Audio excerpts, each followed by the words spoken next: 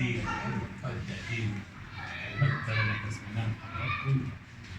وبس الشيء يذكر يعني كان اخر لقاء للحاج عطيه واحنا مع رئيس المدينه والدكتوره اللي كانت موجوده معانا كابتن زكريا.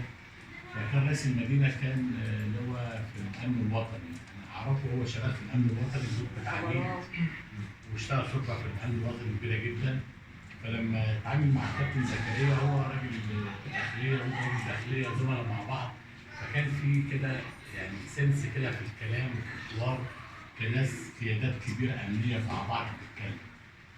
فبعد ما كابتن زكريا خلص كلامه وانا خلصت كلامي والدكتوره خلصت كلامها مع اللواء، قال له بص بقى انا عايز اقول لك على حاجه. ربع ساعه ولا نص ساعه. انا ما بعرفش اتكلم زي الناس دي.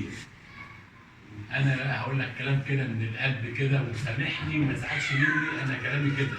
المنطقه دي محتاجه راجل زي كده يجي ينزل يحضر ويسوي، واحنا مش هنروح من المكتب ده لما ناخد وعد منك ان انت تعمل لنا وتعمل لنا وتعمل.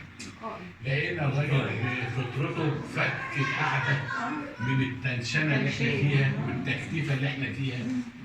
وهو طبعا لما تيجي تتعامل مع قيادات امنيه بيبقى ليك تحفظات شويه في التعامل وليك خطوط معينه ما ينفعش تتجاوزها.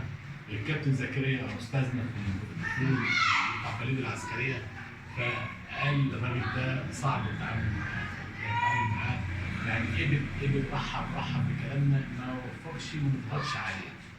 قلت له يا كابتن زكريا انا اعرفه هو لسه عميد في الامن الوطني، كان ماسك فتح الوطني في الغربيه وتعاملنا معاه راجل سلس جدا. فالكابتن زكريا عرفه بنفسه، انا خدت في حته فلانيه مع اللي هو فلان وفلان وستة، فعرفوا بعض وعرفهم على القيادات الكبيره اللي اتعاملوا معايا. عم عطيه لما جه يتكلم بقى قال له انا ماليش بقى في الكلام بتاع الناس دي. انا اقول لك كده الراجل فك نفسه من على المكتب خالص وقام ضارب الساعه، قال له ايه احنا شلنا ساعه من ليه؟ قلت له الميعاد قلت لي نص ساعه، قعدت ساعه ونص. قال لي انا مش همشي الا لما انتوا اللي عايزين تمشوا. فكانت لفته طيبه مني، جزاهم الله عنا خيرا وفتره سنه. والحاج عطيه انا قلت للدكتوره سوزان التعريف يعني مساعد الرحمن المصري المخرج المسرحي الكبير ومدير عام هيئه اصول الثقافه المصريه. انا قلت للدكتوره سوزان مش عايز اتكلم، بس الحاج عطيه عمره ما طلب مطلب فئوي لا لنفسه ولا لاولاده. الساده الاساتذه الافاضل قالوا ان هو ساعات بينفعل، هو عمره ما انفعل الا لمطلب جماعي. من مرات كتير انا اعرفه من 4 سنين على فكره يا حاج زكريا، وكنت فاكر ان في صله قرابه بينكم، وكنت فاكر ان انتوا اخوات، وفعلا في توأمه. انا عارف ان في توأمه بينكم من وانتوا اطفال. انا كنت متخيل كده وانا راجل دارس علم نفس، فقلت بقى حللتكم انتوا الاثنين كده، فانا هرجع لمعلوماتي الخاطئه تاني. الراجل عم عطيه ده لما يبقى في مطلب للمجموعه، مطلب عام، بينفعل وبيشتد. انا حضرت له مرتين وهو منفعل. مره عند الحاج مصطفى حجازي، كان في العمدان عندكم في الوزاريه ضلمه وطلب انها تنور. الحاج مصطفى اداله وعد، بعد 15 يوم جه يتخانق مع الحاج مصطفى حجازي في المكتب عنده، وانت مقصر، انت ما بتقولش كلام وبتنفذه، انت وانا نزلت انتقدت الحاج مصطفى على الفيسبوك، لقيت وكتب كده. لقيت الحاج مصطفى تاني يوم قال له خد يا احمد، لا كانت حاجه جاهزه اعرفهم ايه، انزل هات الحاجات دي، كراتين اللمبات وكل حاجه عندي، لان هو بص هو راجل طيب جدا، مش لعب عيال وعشان قبل ما يروح يركب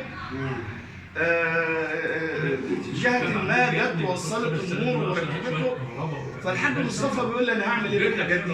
قلت له خلاص، ما انت هيجي لك الدنيا هيجي لك طلبات كتير. فانا بقول له يا حاج عطيه انت دايما، قال لي انا افرط في حقي وفي حق اولادي، لكن الناس اللي متعشمه فيا انا قابل ربنا ازاي من غير ما اقول لهم انا ما قصرتش في حقهم؟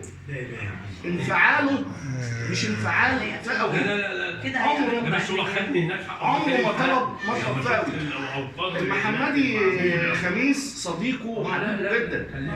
برضه تاني انفعالها على المحمدي، وانا كنت متخيل ان في صله قرابه بينه وبين محمد خميس.